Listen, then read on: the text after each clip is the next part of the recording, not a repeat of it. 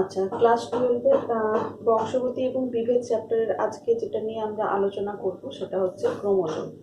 তার আগে যেটা আমি বলতে চাই, ক্লাস 12কে তোমরা কিন্তু ক্লাস ফলো করছো না সেটা আমি দেখতে পাচ্ছি।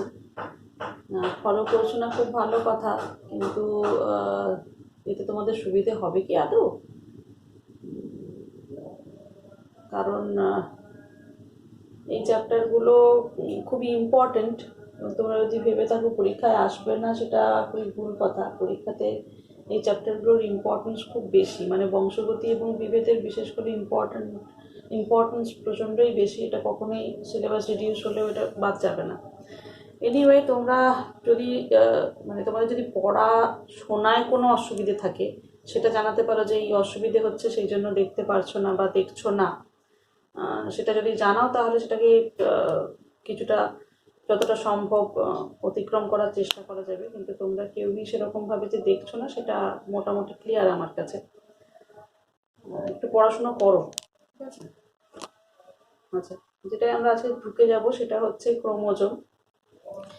এর আগে ক্রোমোজোম ক্লাস 11-এ যখন কোষ পড়া হয়েছে তখন সেখানে দেখানো হয়েছিল কি একটা কোষের মধ্যে থাকে প্রোটোপ্লাজম। প্রোটোপ্লাজমে দুটো পার্ট, একটা সাইটোপ্লাজম আর একটা হচ্ছে নিউক্লিয়াস। তো সেই নিউক্লিয়াসের মধ্যে অজস্র সুতোর মতন অংশ থাকে, সেটাকে আমরা কি নাম দিয়েছিলাম? ক্রোমোজোম। এবার এই ক্রোমোজোমের মধ্যে আমরা জানি থাকে কি ডিএনএ। এই ডিএনএ হচ্ছে তোমার, মানে এই ডিএনএ কি বহন করে না, বংশগতির বিভিন্ন চরিত্র বা বিভিন্ন যে বংশগতির বিভিন্ন যে বৈশিষ্ট্য সেগুলোকে এক যৌন থেকে অপর যৌনতে পরিবহন করায়। তো সেটা হচ্ছে ডিএনএ। অর্থাৎ ডিএনএ কোথায় থাকে? ক্রোমোজোমের মধ্যে। আজকে আমরা সেই ক্রোমোজোম নিয়েই আলোচনা শুরু করব। তো প্রথমে আমাদেরকে যেটা জানতে হবে সেটা হচ্ছে ক্রোমোজোম কি। ঠিক আছে, ক্রোমোজোম কি? ক্রোমোজোমকে যদি আমরা সরলীকৃত ভাবে বলি তাহলে নিউক্লিয়াসের মধ্যে কোথায় থাকে? নিউক্লিয়াস থাকে হচ্ছে প্রথম পয়েন্ট কি, নিউক্লিয়াসের মধ্যে। দেখতে কেমন? সূত্রাকার। সূত্রাকার, ঠিক আছে। এবং কি দ্বারা গঠিত? নিউক্লিয় প্রোটিন।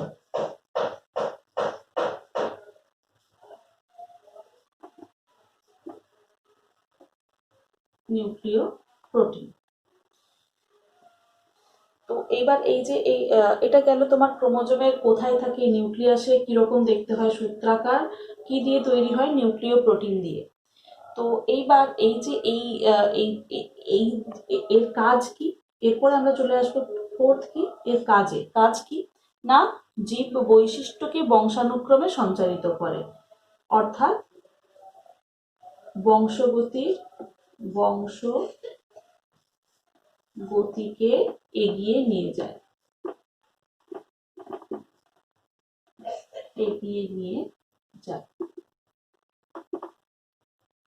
আচ্ছা, অর্থাৎ কি বলতে পারি আমরা? নিউক্লিয় জালক থেকে উৎপন্ন প্রোটিন এবং নিউক্লিক অ্যাসিড দিয়ে গঠিত। এবং এটা হয় কি, এটা হয় এখানে যদি আমরা লিখি নিউক্লিয় প্রোটিন দিয়ে গঠিত, এবং 5 নম্বরে আমরা লিখবো স্বপ্রযোজনশীল। স্বপ্রজননশীল অর্থাৎ নিজেকে তৈরি করতে পারে। ঠিক আছে, স্বপ্রজননশীল যে সূত্রাকার বস্তু জীবের বংশগতির বৈশিষ্ট্য বহন করে এবং প্রজাতির পরিব্যক্তি, প্রকরণ এবং বিবর্তনে অংশগ্রহণ করে তাকে বলা হয় ক্রোমোজোম। তাহলে এই ক্রোমোজোমকে আমরা কি বলতে পারি? নিউক্লিয়াসে অবস্থিত সূত্রাকার নিউক্লিয় প্রোটিন দ্বারা গঠিত বংশগতির বিভিন্ন বৈশিষ্ট্যকে কি কি করে না বহন করে এবং প্রজাতির পরিব্যক্তি, প্রকরণ এবং বিবর্তনে অংশগ্রহণ করে, তাকে বলা হচ্ছে কি ক্রোমোজোম। এইবার আমরা চলে যাব ক্রোমোজোমের সংখ্যা। ক্রোমোজোমের সংখ্যা কিরকম না, ক্রোমোজোমের সংখ্যা নিয়ে যদি আমরা আলোচনা করি, তাহলে প্রথমেই যেটা আসবো সেটা হচ্ছে ধ্রুবক। ধ্রুবক মানে কি? ধ্রুবক মানে তোমরা অলরেডি ফিজিক্স এবং কেমিস্ট্রিতে পড়েছো, ধ্রুবক মানে যেটাকে ইংরেজিতে বলা হয় কনস্ট্যান্ট, অর্থাৎ সর্বক্ষেত্রে সমান। তাহলে কি সব প্রাণীদের ক্ষেত্রে সমান না? প্রত্যেকটি প্রজাতির, আমাদের পৃথিবীতে যত জীব রয়েছে, জীব বৈশিষ্ট্য রয়েছে, জীব বৈচিত্র্য রয়েছে, সেই জীব বৈচিত্র্যের প্রত্যেকটি প্রজাতির মানে একটি ইউনিক প্রজাতির একটি ইউনিক নাম্বার অফ ক্রোমোজোম থাকে। সেটা কিন্তু সেই প্রজাতির অন্যান্য জীবের মধ্যেও একই। ঠিক আছে, প্রজাতি ভ্যারি করলে ক্রোমোজোম নাম্বার ভ্যারি করবে, কিন্তু একই প্রজাতির প্রত্যেকটি জীবের মধ্যে ক্রোমোজোম নাম্বার সবসময় সমান। ঠিক আছে, সেই জন্য একটি নির্দিষ্ট প্রজাতির ক্রোমোজোম সংখ্যা সবসময় কি ধ্রুবক। ঠিক আছে, এরপর যেটা বলা হচ্ছে সেটা হচ্ছে ক্রোমোজোম সংখ্যা সেটা ধ্রুবক। এবার সেটা কিন্তু একটা জায়গাতেই ভ্যারি করে, সেটা হচ্ছে যে সেটা গ্যামেট না দেহকোষ। ঠিক আছে, অর্থাৎ কি বলা হচ্ছে না, একটা জনন কোষে ক্রোমোজোম সংখ্যা কিরকম ভাবে ভ্যারি করে না, একই প্রজাতির প্রাণীর ক্ষেত্রে আমরা বলছি ক্রোমোজোম সংখ্যা 3 প্রকারে ভ্যারি করতে পারে। ঠিক আছে, প্রথমটা কি গ্যামেট, গ্যামেট, তারপরে হচ্ছে দেহকোষ,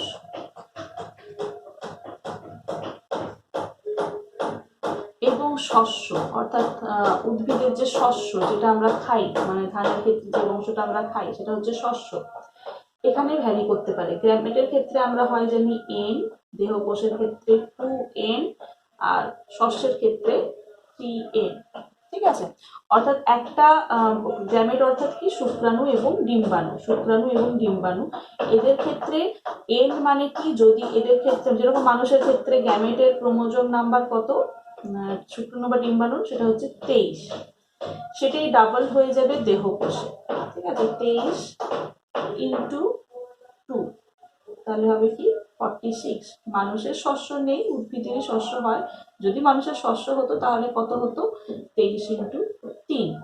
ঠিক আছে, তো এটা আমরা মানুষ, যেহেতু এটা আমরা উদাহরণ দিয়েছি মানুষের, তো এইটা কিন্তু মানুষের ক্ষেত্রে ভ্যালিড না। যাই হোক, তাহলে আমরা দেখছি কি 23 এবং 23 ইন্টু 2 মানে 46, মানে 23 জোড়া ক্রোমোজোম বর্তমান।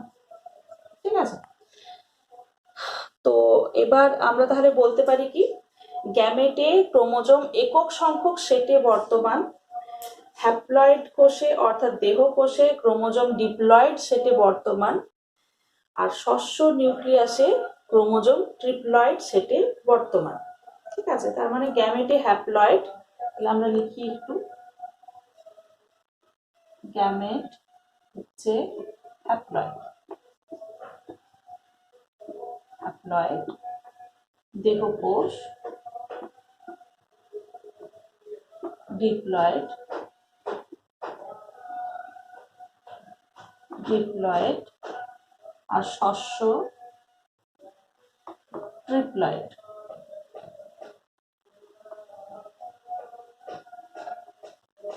ট্রিপ্লয়েড, ঠিক আছে, তো এই গেল আমাদের ক্রোমোজোমের সংখ্যা। কয়েকটা জিনিস তোমাদের বইতেও রয়েছে, আমি তাও বলে দিচ্ছি। উদ্ভিদের ক্ষেত্রে মিউকর হিমালিসের ক্রোমোজোম সংখ্যা সব থেকে কম, সেটা হচ্ছে কত, 2n ইকুয়াল টু 2। আর প্রাণীদের মধ্যে আফ্রিকান পিঁপড়ে, তার ক্ষেত্রে কি প্রাণীদের মানে আফ্রিকান পিঁপড়ে দেখা যায় কি, সেটা হচ্ছে মানে ছেলেদের ক্ষেত্রে ক্রোমোজোম সংখ্যা হচ্ছে 1। ঠিক আছে, মানে হ্যাপ্লয়েড সেটই থাকে, আর মেয়েদের ক্ষেত্রে ক্রোমোজোম সংখ্যা 2, অর্থাৎ ডিপ্লয়েড সেটে অবস্থান করে। আচ্ছা, সব থেকে বেশি ক্রোমোজোম রয়েছে ওফিওগ্লসাম রেটিকুলাম উদ্ভিদের ক্ষেত্রে, 2n ইকুয়াল টু 1260, আর আলকান্থা নামক আদ্যপ্রাণী প্রাণীদের ক্ষেত্রে সেটাতে রয়েছে 1600, 2n সমান 1600 ক্রোমোজোম। আচ্ছা, এইবার আমরা কয়েকটা টার্ম দেখে নেব, সেটা হচ্ছে প্রথমে যেটা দেখবো আমরা সেটা হচ্ছে জিনোম কাকে বলে। জিনোম, হ্যাপ্লয়েড সেট অফ ক্রোমোজোমকে বলা হচ্ছে কি জিনোম। জিনোম আমরা তাহলে কাকে বলবো? হ্যাপ্লয়েড সেটের জিনের সমষ্টিকে আমরা কি বলছি? জিনোম। এরপর আমরা যেটা চলে আসবো সেটা হচ্ছে ক্রোমোজোমের কাজ। এতক্ষণ অব্দি কি সবার আশা করি ক্লিয়ার? তাহলে আমরা দেখলাম যেটা, সেটা হচ্ছে হ্যাপ্লয়েডে থাকবে n নাম্বার অফ ক্রোমোজোম, ডিপ্লয়েডে থাকবে 2n নাম্বার অফ ক্রোমোজোম, যেটাকে বলা হয় ডিপ্লয়েড, আর হ্যাপ্লয়েড n। ট্রিপ্লয়েডের ক্ষেত্রে গুপ্তবীজী উদ্ভিদের শস্য নিউক্লিয়াসের ক্রোমোজোম সংখ্যা হচ্ছে ট্রিপ্লয়েড হয়, দ্যাট ইজ 3n। আচ্ছা, তো আচ্ছা, এরপর আমরা চলে আসবো ক্রোমোজোমের কাজ। প্রথমে কি, ক্রোমোজোমে অবস্থিত জিন বা ডিএনএ এক কোষ থেকে অপর কোষে জেনেটিক বার্তা বহন করে। তাহলে এক কি, জেনেটিক বার্তা বহন, জেনেটিক বার্তা বহন। সেকেন্ড কি, দ্বিতীয় হচ্ছে বংশগতির ধারক এবং বাহক রূপে কাজ করে, বংশগতির ধারক বাহক। ঠিক আছে।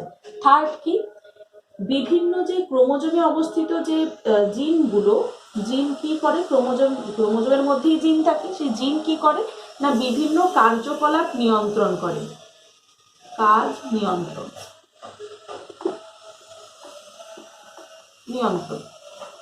চার কি না, এদের মধ্যে যে ক্রোমোজোমের মধ্যে যে আরএনএ থাকে সেটা সাইটোপ্লাজমে জিনের বার্তা বহন করে। এর আরএনএ কি করে, সাইটোপ্লাজমে বার্তা বহন করে। এছাড়া কোষের সংশ্লেষে নতুন কোষ তৈরি বা কোষ সংশ্লেষ, নতুন কোষ তৈরিতে ক্রোমোজোমের একটা বড় গুরুত্ব রয়েছে। ঠিক আছে, এই গেল আমাদের ক্রোমোজোমের কাজ এবং ক্রোমোজোমের ইম্পর্টেন্স। ঠিক আছে, এরপর আমরা দেখে নেব কি না প্রোক্যারিওটিক জিনোম। প্রোক্যারিওটিক জিনোম মানে কি ধরনের জিনোম হয়? প্রোক্যারিওটিক জিনোমে ব্যাকটেরিয়ার ক্ষেত্রে একটি মাত্র বড় চক্রাকার বংশগত পদার্থ, একটি মাত্র বড় চক্রাকার ডিএনএ নিয়ে গঠিত। এইরকম ডিএনএতে এইরকম জিনোমে হিস্টোন প্রোটিন থাকে না, এটা নিউক্লিওয়েড নামেও পরিচিত। ঠিক আছে, এছাড়া প্লাজমিড থাকে, প্লাজমিডের মধ্যে যে ডিএনএ থাকে, এটা আমরা ব্যাকটেরিয়া নিয়ে আলোচনা করার সময় পড়েছিলাম, বা 11-এ আমরা এটা দেখেছি, ভালো করেই ছিল। ঠিক আছে, আমি একদম এগিয়ে যাব এবার ইউক্যারিওটিক ক্রোমোজোম। ঠিক আছে, ইউক্যারিওটিক ক্রোমোজোম।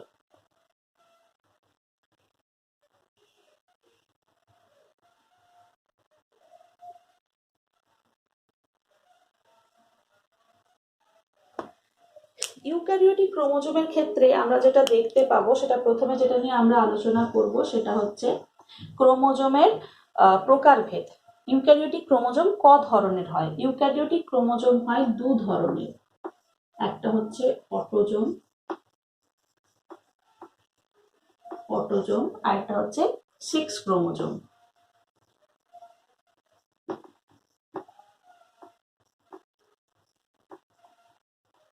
Sex chromosome.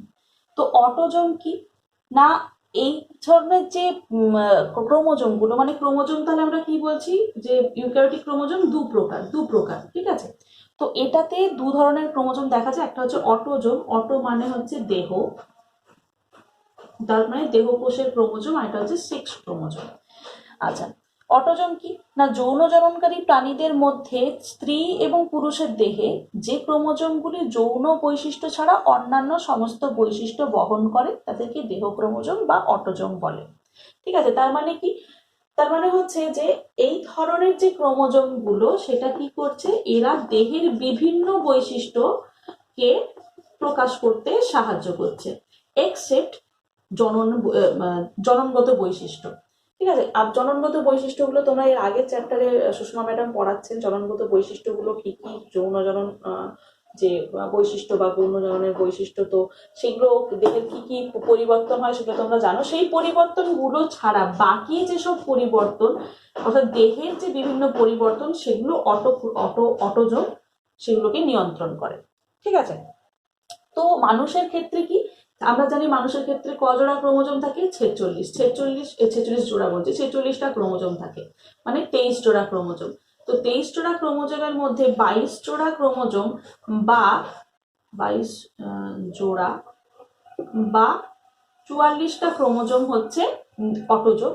ঠিক আছে, এবার সেক্স ক্রোমোজোম কি না, সেক্স ক্রোমোজোম হচ্ছে মানে যৌন জননকারী প্রাণীদের ক্ষেত্রে স্ত্রী এবং পুরুষের ক্রোমোজোম আলাদাভাবে থাকে, এদেরকে যৌন ক্রোমোজোম বা সেক্স ক্রোমোজোম বা অ্যালোজোম বলা হয়। এইখানে তফাৎটা কোথায় না, অটোজোমের সাথে সেক্স ক্রোমোজোমের তফাৎ কোথায় না, অটোজোমের ক্ষেত্রে এই যে ক্রোমোজোমের শেপ, এটা স্ত্রীতেও যেরকম পুরুষেও ঠিক একই রকম, এদের কিন্তু আলাদা কোনো তফাৎ হয় না। কিন্তু সেক্স ক্রোমোজোমের ক্ষেত্রে আমরা দেখবো যে স্ত্রী এবং পুরুষের ক্রোমোজোমের যে ক্রোমোজোমের সংখ্যা থেকে সংখ্যাও অনেক সময় আলাদা হয়। ঠিক আছে, সেটা নিয়ে আমরা এখন আলোচনা করছি না।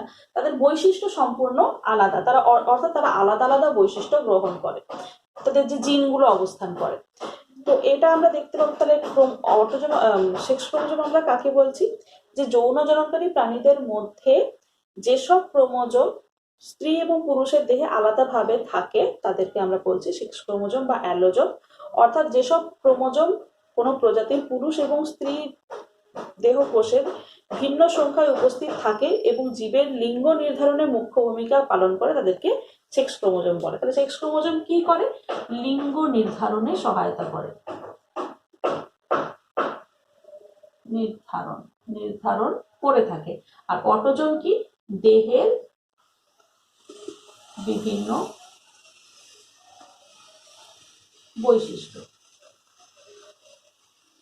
বৈশিষ্ট্যকে প্রকাশ করতে এবং তাকে ক্যারি অন করতে সহায়তা করে। এই গেল আমাদের সেক্স ক্রোমোজোম এবং অটোজোম। আচ্ছা, সেক্স ক্রোমোজোম মানুষের ক্ষেত্রে থাকবে তাহলে কত না, এক জোড়া বা দুটো, এক জোড়া বা দুটো। ঠিক আছে, তো এরপর আমরা দেখে নেব সেটা হচ্ছে যে ক্রোমোজোমের গঠন। এই জায়গাটা খুব ইম্পর্টেন্ট, একটু মন দিয়ে দেখবে। ঠিক আছে, ক্রোমোজোমের গঠনটা বেশ অনেক ছোট ছোট কোয়েশ্চেন এখান থেকে পড়ে এবং সেগুলো নিয়ে আমরা একটু ডিটেলেই আলোচনা করব, যতটা সম্ভব পারা যায়। তো প্রথমে আমরা যেটা দেখব সেটা হচ্ছে ক্রোমাটিড। আমরা যে এই ছবিটা যে এঁকেছি এটা হচ্ছে একটা ক্রোমোজোমের গঠনের ছবি। কোন ফেজ না, কোষ বিভাজনের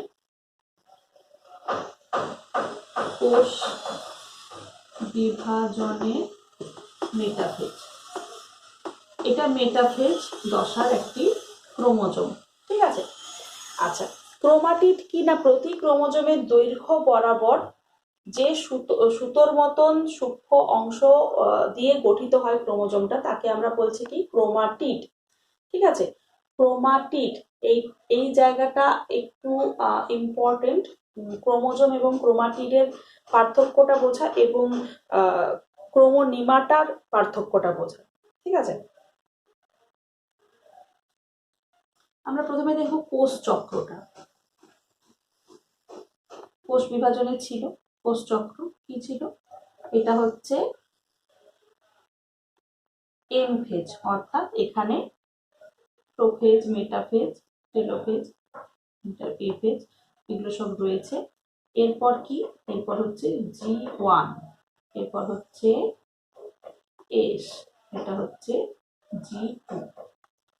ঠিক আছে, প্রথম যখন একটা ক্রোমোজোম তৈরি, প্রথম একটা যখন নতুন কোষ তৈরি হলো, সেই নতুন কোষে আমরা দেখতে পাবো কি না, G1 ফেজে গেছে। নতুন কোষের একটা ক্রোমোজোমকে আমরা যদি দেখি, সেই কিছুটা এরকম দেখতে, তার মধ্যে ডিএনএ স্ট্র্যান্ড রয়েছে একটা। ঠিক আছে, এইবার সেই ডিএনএ স্ট্র্যান্ড একটা ক্রোমোজোম এবং একটা ডান্ডা যুক্ত রয়েছে। এবার সেই ঢুকে গেল কোথায়, সিনথেসিস ফেজে। সিনথেসিস ফেজে সে কি করবে, এই ডিএনএটাকে সে কি করবে, ডিএনএটাকে রেপ্লিকেট করবে। তখন ক্রোমোজোমের কটা বাহু হবে, দুটো বাহু। অর্থাৎ ডিএনএটা রেপ্লিকেট করেছে, তাহলে একটা ক্রোমোজোমে তখন হয়েছে দুটো বাহু এবং দুটো ডিএনএ তন্তু। ঠিক আছে, তাহলে ডিএনএ তখন হয়েছে কটা, দুটো। এর আগে ছিল ডিএনএ একটা। তো এইবার এই যে ডিএনএ এর যে সংখ্যাটা সেটা আমরা দেখতে পাচ্ছি দুটো, এবং ক্রোমোজোমের দুটো বাহু হয়েছে, কিন্তু G1 ফেজে ছিল একটা বাহু। অর্থাৎ G1 ফেজে ক্রোমোজোমে ছিল একটা ক্রোমাটিড, এবং এস ফেজে ক্রোমাটিড কত আছে, দুটো করে রয়েছে। G2 তেও দুটো করে থাকবে, এম ফেজে মেটাফেজ অবধিও কিন্তু দুটো করেই থাকবে। তাই বইতে তোমাদের যেটা দেওয়া আছে সেটা দেওয়া আছে প্রতিটি ক্রোমোজোমের দৈর্ঘ্য বরাবর যে দুটি সরু সুতোর মতন অংশ নিয়ে গঠিত তাদেরকে ক্রোমাটিড বলে। কোষ বিভাজনের সময় প্রতিটি ক্রোমোজোম লম্বালম্বিভাবে বিভক্ত হয়ে দুটি ক্রোমাটিড সৃষ্টি করে। তার মানে এইখান থেকে যদি কোষ বিভাজনটা হয়ে যায় তখন এদিকে একটা ক্রোমাটিড নিয়ে একটা ক্রোমোজোম গঠন হচ্ছে, এদিকে একটা ক্রোমাটিড নিয়ে একটা ক্রোমোজোম গঠন হচ্ছে। তখন আমরা এইটাতে চলে আসছি, G1 এ আমরা যেটা দেখতে পাবো, অর্থাৎ নতুন কোষ গঠনের পর দেখতে পাবো একটা ক্রোমোজোমে একটা ক্রোমাটিড রয়েছে। সেটা যখন সিনথেসিস ফেজ পেরোচ্ছে বা এস ফেজ পেরিয়ে যাচ্ছে তখন আমরা দেখতে পাবো কি একটা ক্রোমোজোম পিছু দুটো করে ক্রোমাটিড রয়েছে। ঠিক আছে, তো এই যে এটা হচ্ছে ক্রোমোজোম এবং ক্রোমাটিডের সম্পর্ক। তাহলে দুটো ক্রোমাটিড থাকে কোথায়, এস ফেজ থেকে মেটাফেজ অবধি, মেটাফেজ নয় অ্যানাফেজ, টেলোফেজ অবধি, টেলোফেজের পূর্ব অবস্থা অবধি থাকে কটা করে ক্রোমোজোম, একটা ক্রোমোজোমে দুটো করে ক্রোমাটিড। তাহলে আর G1 ফেজে কিন্তু থাকে একটা ক্রোমোজোমে একটা করে ক্রোমাটিড। অর্থাৎ ডিএনএ এর সংখ্যা কটা আছে তার উপর ডিপেন্ড করে তৈরি হচ্ছে, যে তার উপর ডিপেন্ড করে আমরা হিসাব করতে পারি যে ক্রোমাটিড কটা রয়েছে। ডিএনএ দুটো থাকলে ক্রোমাটিড দুটো, ডিএনএ একটা থাকলে ক্রোমাটিড একটা। ঠিক আছে, তো এরপর হচ্ছে ক্রোমোনিমাটা। ক্রোমোনিমাটা কি না, ইন্টারফেজ দশায়, তার মানে এই পুরো দশাটা, এই ইন্টারফেজ দশায় ক্রোমোজোমের মধ্যে যে দুটি সূক্ষ্ম তন্তু থাকে তাদেরকে ক্রোমোনিমাটা বলে। আসলে কি হয় না, ক্রোমোনিমাটা তন্তু মানে মেটাফেজ ক্রোমোনিমাটা হচ্ছে এইটা যখন সরলীকৃত অবস্থায়, ক্রোমাটিডটা যখন সরলীকৃত অবস্থায় থাকে তখন তাকে কি বলা হয়, ক্রোমোনিমাটা। আর যখন এটা কুণ্ডলী পাকিয়ে ঘন হয়েছে তখন তাকে বলা হচ্ছে ক্রোমাটিড। অর্থাৎ আমরা বলতে পারি কি ক্রোমাটিড এবং ক্রোমোনিমাটা একই সংগঠনের ভিন্ন ভিন্ন দশার দুটি নাম মাত্র। ঠিক আছে, এরপর আমরা দেখব সেটা হচ্ছে ক্রোমোমিয়ার। ক্রোমোমিয়ারটা কি না, ক্রোমোনিমা তন্তুটি, এই যে এই তন্তুটা ক্রোমাটিড তন্তু বা ক্রোমোনিমা তন্তুটা কি হচ্ছে, বিভিন্ন স্থানে ঘনীভূত হয়ে পুঁতির মতন, এই দেখো লিখে রেখেছি, এই যে ঘনীভূত হয়ে পুঁতির মতন একটা গঠন সৃষ্টি করে। একে আমরা কি বলছি, ক্রোমোমিয়ার। ঠিক আছে, এটাকে আমরা কি বলি, ক্রোমোমিয়ার। অর্থাৎ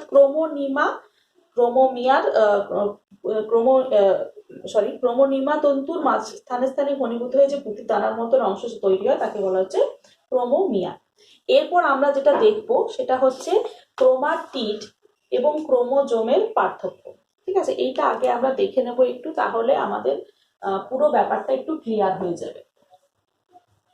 ক্রোমাটিড এবং ক্রোমাটিনের পার্থক্য আমরা দেখব। পার্থক্য ঠিক না, আমরা একটা আলোচনা করে নেব, তিনটে তুলনামূলক আলোচনা। লিখলাম ক্রোমোজোম,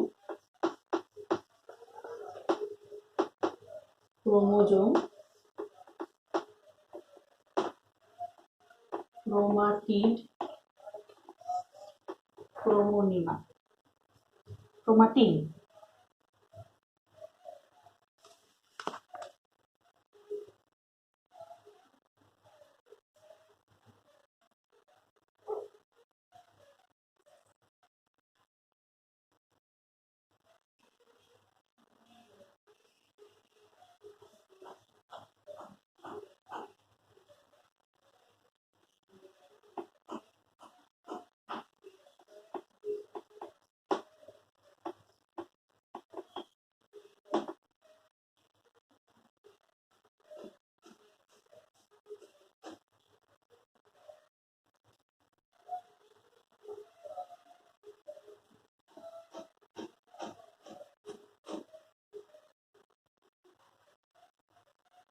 আচ্ছা, এবার দেখো প্রথমে আমরা দেখছি সেটা হচ্ছে ক্রোমোজোম। ক্রোমোজোম কি না, নিউক্লিয় প্রোটিন দিয়ে গঠিত স্বপ্রজননশীল সূত্রাকার ক্রোমাটিন তন্তুকে আমরা কি বলছি, ক্রোমোজোম। তাহলে আমরা কি বলছি না, নিউক্লিয় প্রোটিন দিয়ে গঠিত স্বপ্রজননশীল সূত্রাকার ক্রোমাটিন তন্তু। ঠিক আছে, এটাকে আমরা কি বলছি, ক্রোমোজোম। ক্রোমোটিড আমরা কাকে বলছি? ক্রোমাটিড, তাহলে আমরা এটা এখানে লিখতে পারি নিউক্লিয় প্রোটিন দিয়ে গঠিত স্বপ্রজননশীল সূত্রাকার ক্রোমাটিন তন্তুকে আমরা ক্রোমোজোম বলছি। ক্রোমাটিড কাকে বলছি? মাইটোসিস কোষ বিভাজনের ফলে প্রোফেজের শেষের দিকে ক্রোমোজোমের মধ্যে যে দুটি তন্তু অনুদৈর্ঘ্যভাবে বিদ্যমান তাদের প্রত্যেকটিকে বলা হয় ক্রোমাটিড। অর্থাৎ ক্রোমোজোম যদি এই পুরোটা হয়, ঠিক আছে, তাহলে ক্রোমাটিড কি না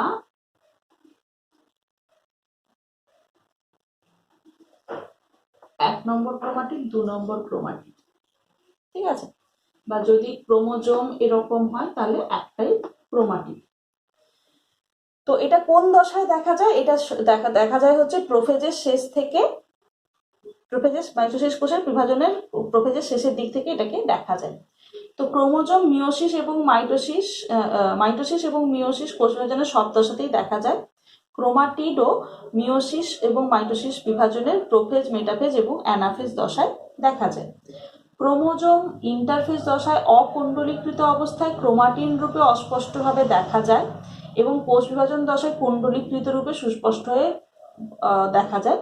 আর ক্রোমাটিডকে কোথায় দেখা যায় না, কোষ বিভাজন দশায় কুণ্ডলীকৃত ক্রোমাটিন রূপে সুস্পষ্ট দণ্ডসূত্র বা দণ্ডের মতন আকার ধারণ করে। অর্থাৎ আমরা দেখতে পাচ্ছি কি, যে একই অবস্থার মানে একই ডিএনএ দিয়ে গঠিত যে জেনেটিক বস্তু, সেটার বিভিন্ন রূপ, সেটাকে আমরা একসময় বলছি ক্রোমোজোম, সেটাকে আমরা বলছি একসময় ক্রোমাটিড, সেটাকে আমরা একসময় বলছি ক্রোমাটিন। তাহলে ক্রোমাটিন, এইবার আমরা যদি আরো সরলীকৃতভাবে বলি তাহলে আমরা কি বলবো? ক্রোমোজোমের সংখ্যা আমরা কিভাবে করব না,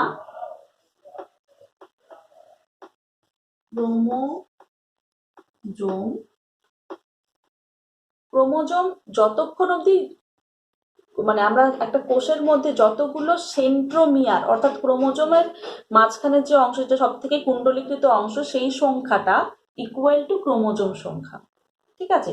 আর ক্রোমাটিড মানে কি না, একটা ক্রোমোজোমে যটা ডিএনএ সংখ্যা রয়েছে তটা ক্রোমাটিড সংখ্যা রয়েছে। ক্রোমাটিন কি না, ক্রোমোজোমের একদম আদি দশা, যেখানে সে সূত্রাকার অর্থাৎ সে অনেকটা সরল অবস্থাতে রয়েছে এবং সেটা ডিএনএ এবং প্রোটিন দিয়ে গঠিত, একদম প্রথম কোষ বিভাজনের প্রথম দিকে, মানে বিভাজনের প্রথম দশায় এটাকে দেখা যায়, ঠিক আছে। এই গেল আমাদের ক্রোমোজোম, ক্রোমাটিড এবং ক্রোমাটিন। এই সংক্রান্ত কারোর যদি কিছু অসুবিধে থাকে সেটা কিন্তু আমাকে অবশ্যই জানাবে। এছাড়া আমরা যেটা দেখব সেটা হচ্ছে যে সেন্ট্রোমিয়ার কাকে বলে। সেন্ট্রোমিয়ার কি না, ক্রোমোজোমের একটি অঞ্চল থাকে, যেটা আমরা ছবিতে দেখেছো, ক্রোমোজোমের একটি অঞ্চল থাকে, যে অঞ্চলটা বেশ একটা খাঁজের মতন দেখতে লাগে, ঠিক আছে। এবং মানে এই সেন্ট্রোমিয়ারের দুপাশে ক্রোমোজোমের দুটি অংশ বিস্তৃত থাকে, এদেরকে ক্রোমোজোমের বাহু বলা হয় এবং মাঝখানে একটা ঘন অঞ্চল থাকে, অর্থাৎ মানে অত্যন্ত মানে জটিল একটা অংশ দেখতে পাওয়া যায়। সেটাকে জটিল বলতে দেখতে মানে অনেকটা জিনিস মনে হয়, অনেক কিছু জিনিস কম্প্যাক্ট অবস্থাতে রয়েছে, ঠিক আছে। সেটাকে আমরা বলছি কি সেন্ট্রোমিয়ার। তো এটাকে প্রাথমিক খাঁজের মধ্যে, যেহেতু এটা খাঁজের মতন দেখতে, এটাকে প্রাথমিক খাঁজও বলা হয়। প্রাথমিক খাঁজের মধ্যেই সেন্ট্রোমিয়ার অবস্থান করে। এই দুদিকে দুটো বাহু বলা হয়, সেক্ষেত্রে ক্রোমোজোমের এইদিকে দুদিকে দুটো অংশকে বলা হয় ক্রোমোজোমের বাহু, এটাকে বলা হয় সেন্ট্রোমিয়ার। তো আরেকটা হচ্ছে সেন্ট্রোমিয়ার জটা, ক্রোমোজোম তটা, অর্থাৎ একটা ক্রোমোজোমে দুটো ক্রোমাটিডও থাকতে পারে, আবার একটা ক্রোমোজোমে একটা ক্রোমাটিডও থাকতে পারে। অর্থাৎ ডিএনএ একটা থাকলে ক্রোমাটিড একটা থাকবে, ঠিক আছে। ডিএনএ দুটো থাকলে ক্রোমাটিড দুটো থাকবে এবং সেই ক্রোমাটিড দুটোকে কি বলা হবে? সিস্টার ক্রোমাটিড, ঠিক আছে। যেহেতু একটা ডিএনএ থেকে দুটো ডিএনএ তৈরি হচ্ছে, সেই জন্য দুটোকে কি বলা হচ্ছে? Sister chromatid. তো এই গেল আজকে আমাদের মোটামুটি ভাবে পড়া, ঠিক আছে। তোমরা দেখে নেবে, বাকি কারোর কিছু জিজ্ঞাসা থাকলে জিজ্ঞাসা করতে পারো, অসুবিধে নেই, ঠিক আছে। আর আরেকটা জিনিস বলে দিই শেষ করার আগে, সেটা হচ্ছে ক্রোমোজোমের যদি রাসায়নিক গঠন বলা হয় তাহলে ক্রোমোজোম তৈরি হয় কি দিয়ে, ক্রোমোজোমে কি কি থাকে? ক্রোমোজোমে থাকে হচ্ছে ডিএনএ, আরএনএ,